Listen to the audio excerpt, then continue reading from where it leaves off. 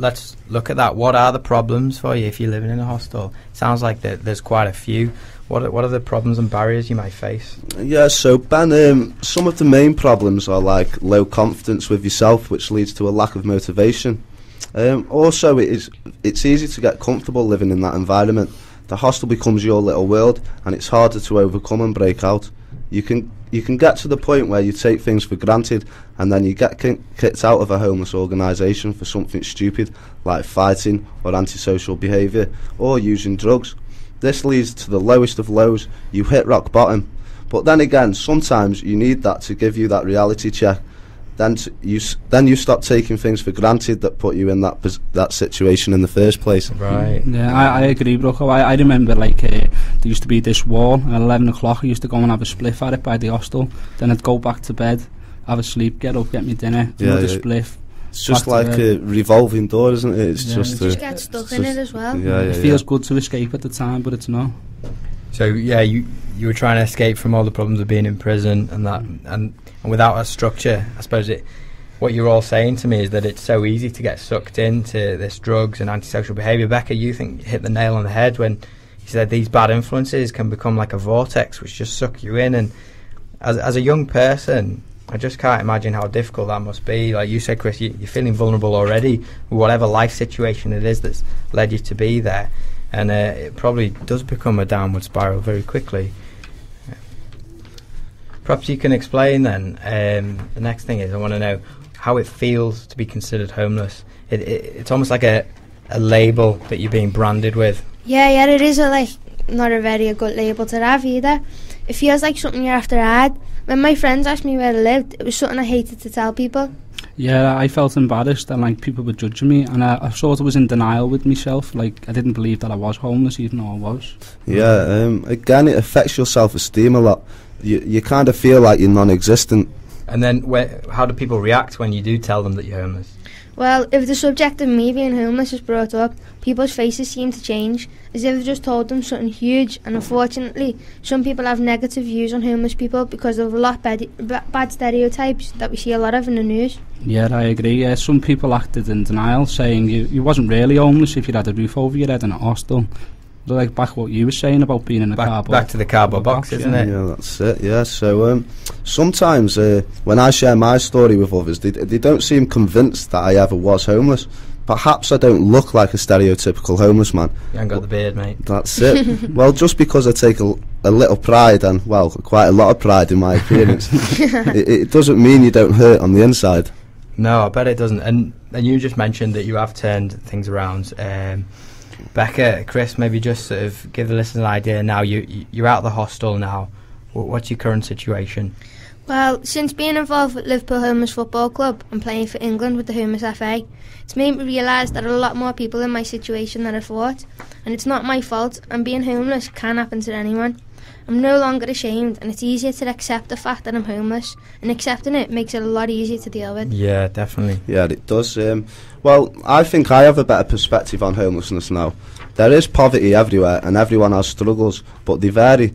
So, for instance, someone who can't even drink clean water in Africa, for example, they can't help that, and therefore their health suffers.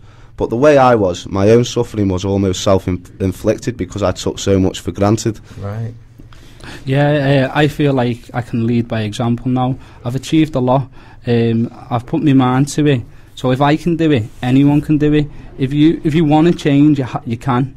I will speak to anyone about it, but I'm shocked and horrified the way rough sleepers are being treated like animals. From when did it come from having a house or wealth that we judge people?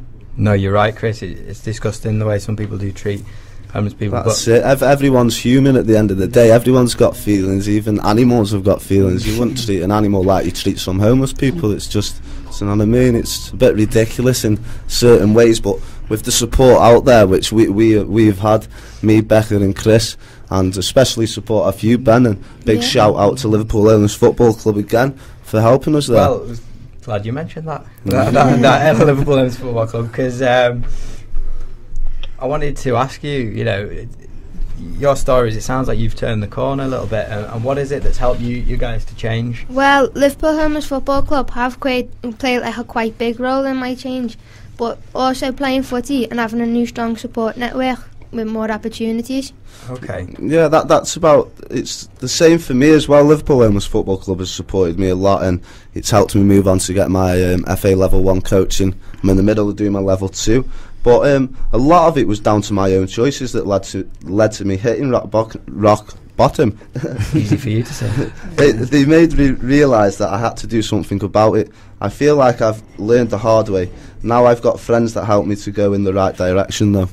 Yeah, for me, it's Liverpool Homeless Football Club and Crisis Skylight. They've given me new opportunities with photography, which has increased my confidence and helped me take control of my life. That's great. So, how has LHFC helped you, and how did you hear about the club, Becca? Well, after 2 years from moving from hostel to hostel, facing many problems, not just drug related, I was asked if I wanted to go and play football, and I attended the training sessions. I then met John Finnegan and Steve Barton, the chairman of Liverpool Homeless Football Club. I also met you, Ben. Hey, Benny boy! The club have helped me to get a once-in-a-lifetime opportunity to play for England and Mexico, and I now have some focus in my life. I want to be the coach for England women next year. Oh really? You want to be the coach? Yeah. Well, I think we'll talk about that in a bit. Chris, what about you? Well, without Liverpool Homeless Football Club, I wouldn't be setting up my own little business called Live to Focus, and I haven't been arrested since being a member of the club, and I've had no drug problem. And without focus, I think I'd be in jail, and that's exactly what the club's give me. Yeah, like and that's exactly why your business is called Live to Focus, because you've experienced ways on living and focusing rather than getting distracted. Yeah, that is a good name, Chris. And yeah, you've done very I wonder well. who gave you that name. What you said there is really powerful. You know, you think you could be in jail now if it wasn't for that focus. So it is important, and we are going to develop these stories, and for those listeners who are interested, you will find out more about Becca and Chris in the next section. We're going to have a closer look at Liverpool Homeless Football Club. I think the chairman, John Finnegan, has just arrived, so we'll be bringing him in soon, but I think we've done enough talking for the time being. Let's have a little musical break, and Bucko, I'll hand it over to you to introduce the next song. Yeah, well, I'm happy to say that the next song will be a live performance. What? Hang on a minute, is that allowed? We've only had 4 weeks of training. Are you sure we're ready for this? Steve, is that alright?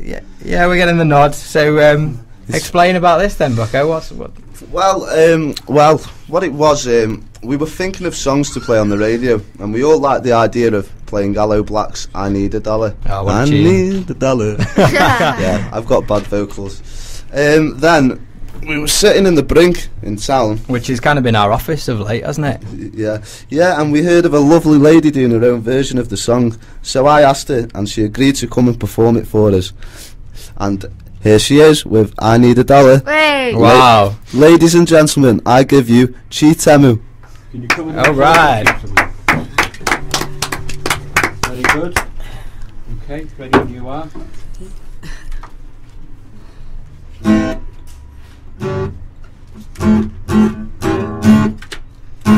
I need dollar, dollar, dollar, that's what I need. I need dollar, dollar, dollar, that's what I need. I need dollar, dollar, dollar, that's what I need. If I share with you my story, would you share your dollar with me? Bad times are coming, and I reap what I done sown. Well, let me tell you something, all that glitters ain't gold. It's been a long, cold, troublesome road, and I'm looking for someone to come and help me carry this load. Hey, I need dollar, dollar, dollar, that's what I need. I need a dollar, dollar, dollar, that's what I need, yeah. I need dollar, dollar, dollar, that's what I need. If I share with you my story, would you share your dollar with me? I had a good job, but the boss ain't let me go. He said, I'm sorry, but I won't be needing your help no more. Hey, hey, please, Mr. Boston, I need this job more than you know. But he gave me my last paycheck and he sent me on out the door. Hey, hey, I need $1, $1, that's what I need. I need $1, $1, that's what I need. Yeah, I need $1, that's what I need. If I share with you my story, would you share your dollar with me? And I don't know if I'm walking on solid ground, 'cause everything around me is falling down. And all I need is someone to help me. What in the world am I gonna do tomorrow? Is there somebody whose dollar I could borrow? Who's gonna me take away all my sorrow? Maybe it's inside the bottle. Maybe it's inside the bottle. I had some good old buddies. Names is whiskey and wine. And for my good old buddies, I spent my last dime. My wine is good to me to help me pass the time. And my good old buddy whiskey keeps me warmer than the sunshine. Hey, hey, I need $1, that's what I need. Hey, hey, I need $1, that's what I need. Yeah, I need $1, that's what I need. If I share with you my story, would you share your dollar with me? Would you share your dollar with me? Would you share your dollar with me? Would you share your dollar, yeah. See, I'ma tell you what you told me. I can't choose everything around me. Singing $, bill, yeah. Singing $, bill, yeah. See, I would tell you what you told me. I can't choose everything around me. Singing $, bill, yeah. Singing $, singing $, bill.